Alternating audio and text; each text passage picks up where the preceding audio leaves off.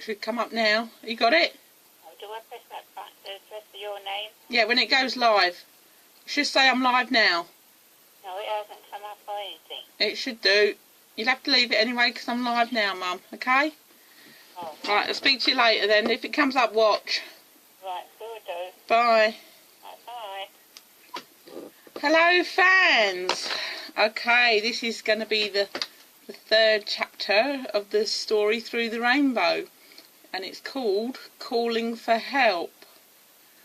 Okay, so we're continuing. We left Amy and Ben in the cave, and they were heard the sobbing that was coming from down the cave. Alright, let's carry on with the story then. Bedtime Story Chapter 3. Calling for Help. Amy and Ben stood silently, not knowing what to do. "I think we should go and see what is back there," whispered Amy. "It sounds like someone might need our help." "It sounds very unhappy," sighed Ben. "We should go and see if we can help them," stated Amy. But she paused. "Ben, I hate to admit it, but I am a little scared. We are in a strange place. Lost, may remind you, and we don't know what sort of things live here. It could be dangerous." Ben looked up at his big sister and slipped his hand into hers. Amy never admitted to being scared of anything, not normally anyway, just spiders and bugs. He suddenly felt very proud and protective of his big sister for admitting to it. "It's okay, Amy. I feel scared too," sighed Ben. "That is the only person we have heard. We might be able to help us." Amy thought about it for a moment. Ben was right, of course. Amy sighed. "Okay, but if they turn out to be nasty, we run, all right?" said Amy. Ben sighed. "Okay." "Come on then," said Amy, pulling her brother forward. The dim torchlight started to flicker a little as they went further into the cave. Amy constantly called out, "Is anyone there? Do you need help?" No reply came back to them. The person, though, continued to sob loudly, which is why they guessed the person could not hear them calling. The cave was far bigger and longer than they had at first thought. As they went further in, they found that it began to widen out. The torch gave one last flicker and died. Ben hit it with his hand and tried to turn it on and off again. It flickered to life once more, then went out slowly. For a second they stood in the dark. Amy was just about to say that they should turn back when a pale glow of warm pink and orange started to come from the walls. The cave was dark no longer. Amy and Ben could see each other's faces dimly in the pale glow. The sobbing was much louder now, so they must be getting quite close to the person. Amy took a deep breath and called out loudly, "Is anyone there?" "Who's there?" came a surprised voice. "My name is Amy and I have my brother Ben with me. Go away! I don't want to see anyone," shouted the upset and now angry voice. "We have come to help you," said Amy. "You sounded like you needed help." "Go away," repeated the voice. "If you have come to stare, don't bother. Just go away." Amy and Ben suddenly stopped.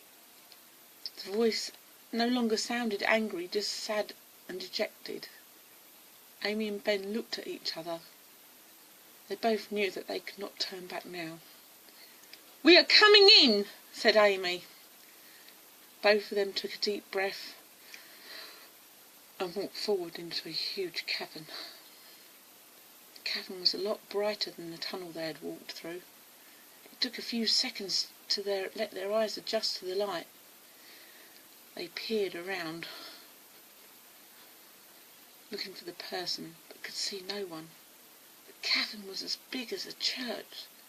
There were not a lot of rocks around to hide behind, so they should be able to see the person easily. But they could not. "Where are you?"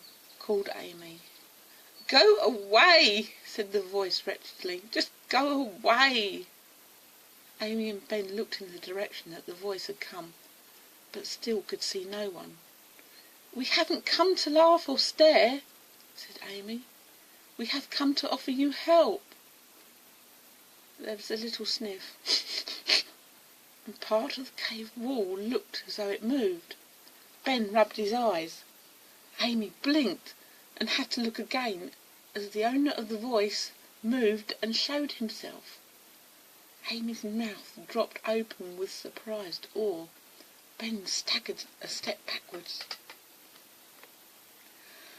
What stood before them only existed in fairy tales in their world. Ben had always hoped that they had once existed. Amy just hoped that this one was not dangerous like the ones in the books. Before them stood a very tall, huge, orange and pink dragon. He had been camouflaged against the wall of the cave. Amy and Ben did not run, but each took a step backwards. They were both too overwhelmed with excitement and fear. The huge dragon was scary and scaly, but very real. His head was shaped like a seahorse's, with wide flaring nostrils at the end of his long snout. In his mouth were sharp, pointy little teeth. His body resembled a horse in shape, but instead of hoofs, he had flexible hands like those of a lizard. He was also able to change colour like a chameleon, for before their eyes he was turning a dark purple and red colour. The only strange thing about the dragon were his eyes. They were human eyes, brown and very sad.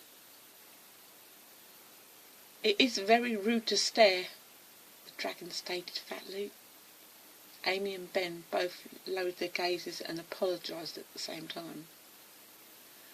No one said anything for a second or so. The dragon was just about to ask them what they were doing there when Ben could contain his excitement no longer. He cheered and started to jump up and down excited. "Aye! Are you a real dragon?" he signed excitedly. He was jumping with excitement. Amy suddenly pulled his arm. "Ben, you shouldn't be," she began saying, asking questions like that of strangers, but she never finished. The dragon interrupted her. "It is all right, young lady. What did your brother ask?" "He wants to know if you are a real dragon," said Amy. "I am." The dragon paused and sighed. "Sort of," he finished. Amy and Ben looked at each other, puzzled. "What do you mean?" asked Amy. "You're either a dragon or you aren't." "I will explain." A huge tear rolled down his cheek. "You'd better sit down. I will tell you my story." Amy looked at Ben and could see that he too was not certain about that. Both of them looked up at the dragon. What they saw in his eyes cast any of their doubts away. They knew he would not eat them or hurt them. "I hope I can still do a bit of magic." The dragon waved his arms in front of the wall. The colours on the wall swirled and cleared. Before them was a throne room filled with people. "Until a few weeks ago, I was king of this land of Drayan," the Dragon King began. The picture showed a dark-haired man sitting on the throne. He sat as if the weight of the world rested on his shoulders. Advisors stood around him, each shouting that something had to be done, but what he was not sure. They had built reservoirs and it had not rained. The kingdom of Drayan was now suffering from the worst drought ever. Food stocks were going down, and countries that they had traded with now did not trade. Each kingdom around them had gone silent over the last year or so. He had sent out expeditions to find out what was going on. They never returned. Now here he sat, his people shouting at him for a solution. King Mern this, King Mern that. King Mern rubbed his forehead. A page quietly crept through the crowd to King Mern's side and whispered in his ear. The king nodded and called for silence. At first no one listened. They carried on shouting and talking. King Mern then stood up and shouted, "Everyone silence, please! We have a guest." King Mern sat back down. At the end of the hall the doors opened, and in walked a tall woman. Her hair was like golden sunshine that tumbled around her shoulders like waves. Her skin, though, was pale white. Her features gave away her origins. The cold North Kingdom marked its people well. She almost floated into the hall as she walked down the centre aisle of the room. The people in the hall stood open-mouthed as she passed them by, but some shivered. A lot of them had heard of Queen Irana, and it was not good to say the least. "Queen Irana of Larta and her servant, the Lord Marin," came the announcement from the herald at the door. The man, if he could be called that, was not a pretty sight, and made the people in the hall shiver even more. No one could see his face clearly, for he seemed to wear a mask, a bat-looking mask with huge ears, and he had on a leather-looking cloak that came up about his neck and went down as far as his toes. The Queen and her servant stopped in front of King Mern, and they both bowed low. Mern watched her short flaxen curls bounce about her ears as she bowed before him. Her pale blue eyes met his as she stood up. The stories of her pale beauty were not wrong. "Queen Irana," King Mern greeted her with a nod of his head. "What brings you from your kingdom of the north?" The king eyed her with suspicion. It was never good news when Queen Irana turned up. "I have come to offer my help in your time of need." A loud whispering shot around the hall. King Mern raised his hand for silence. "I have come to offer you a partnership, a joining of our kingdom." More whispering voices echoed around the hall. "We have no need of a joining of any other kingdom. Drayan has got through situations like this before, and it will get through them again. Your offer will be considered, though. In the meantime, you are welcome to stay here as our guest." Queen Irana gave a dry smile and curtsied meekly to King Mern. "My lord, I thank you kindly." A page came and showed Queen Irana out of the hall to her rooms. Her manservant was given rooms next to her. King Mern watched her leave the room. He had a bad feeling about this. Queen Irana was not known for being nice, and her use of magic was known throughout the world. All the kingdoms around her own had become... Men thought of only one word that could describe them. It was dead. Drayan would not follow suit. Mern ordered guards posted outside Irana's rooms, and outside his more for his own safety than hers. When Queen Irana had gone, the angry courtiers began again. Now they tossed him the offer of help from Queen Irana. "Quiet!" shouted King Mern. "All will be sorted. The rains are not many days off now. There are still ships due in with supplies on them, and the overland caravans are even now on their way back. We still have supplies to rely on until then. Drayan will get through this. Now all of you go. I wish to spend time with my daughter, Princess Sorrel." The courtiers bowed. King Mern stood up and left the room. From behind the door he listened to the angry murmurs and voices of his people. They were not happy about anything, especially Irana staying inside the palace. Mern left. He needed some time to think. He climbed the stairs of the tower. From a distance, hidden in the shadows, stood Queen Irana's servant. He had waited for people to come out, and he listened. He smiled slightly at their anger. His queen's plans and spells were working all right. Now it was down to him to find the weak link in Mern's castle. He would start by dropping hints and the odd word here and there. The people were angry, and all that it would take was a few words. Lord Marin began his work. He flitted through the dark places of the castle and whispered things into people's ears. Dark, nasty lies now spread like wildfire through the castle. Lies about King Mern hoarding food for himself and his cohorts, while others were going hungry. Stories that bounded about Mern letting his kingdom go to ruin, and some began to think that the only hope for the kingdom was Queen Irana. Queen Irana went to her rooms and waited. The magic that her father had started many years ago, when she was just a baby, was now coming to its end. As her father had always promised her, Drayan and the other 6 kingdoms would be hers. Drayan was the last to fall. Years of hunting and spell casting had taken their toll on her father, but Irana would see it through to the end.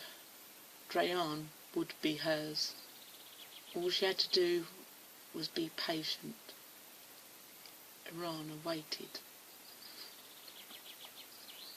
3 days passed. Marin continued to spread his nasty rumours from the shadowy corners of the castle, and the castle itself was showing the effects. Halls that once had been vibrant with colour and people were empty and dull. Many had left fearing something bad was coming, but many had also stayed. Their hearts were hardening into stone with every twisted lie Marin spread with the help of Irana's magic. Marin returned to his queen to report on the job that he had done.